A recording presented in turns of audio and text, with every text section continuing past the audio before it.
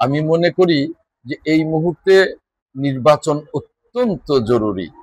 যখন ঐক্যমত্যের কমিশনে আলোচনা হয় তখন কিন্তু জাতীয় সংসদ নির্বাচনে পিয়ারের প্রশ্ন কেউ তুলেনি, কেউই এই জাতীয় সংসদ নির্বাচনে পিয়ার দিতে হবে এই দাবিও করেনি।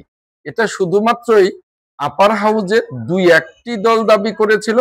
বিএনপি বলেছে এ ব্যাপারে জাতি প্রস্তুত নয়, এটার জন্য সময় নিতে হবে, এই মুহূর্তে এটা চিন্তা করবার অবকাশ নেই।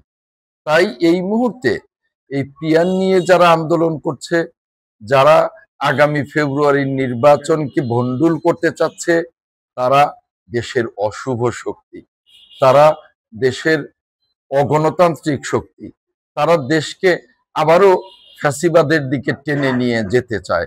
তাদের বিষয়ে সমগ্র জাতিরই সাবধান হতে হবে।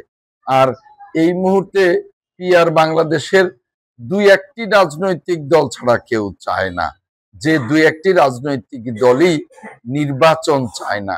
আর নির্বাচন না হলে দেশের গণতন্ত্রের পথে এগোনো যাবে না, দেশটাকে উন্নয়নের পথে দেয়া যাবে না।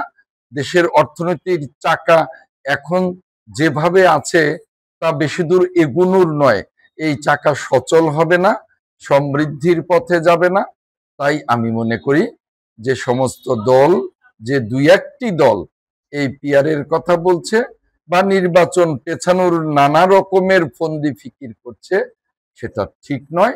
দেশের প্রশ্নে তাদেরকে আমরা নির্বাচনের মাঠে আসতে বলবো, পিয়ারের এই ধোয়া তোলা থেকে তাদেরকে বিরত থাকতে বলবো, তাদেরকে দেশপ্রেমিকতার পরিচয় দিতে বলবো। এর বাইরে দেশের গণতন্ত্রের পথে যাত্রা ছাড়া, নির্বাচন ছাড়া কোনো বিকল্প নেই। বান্ডেল থাকলে প্রতি সেনমানিতে টাকা বাঁচবে। বিকাশ সেনমানি বান্ডেল কিনে জিতুন প্রতি লেনদেনে।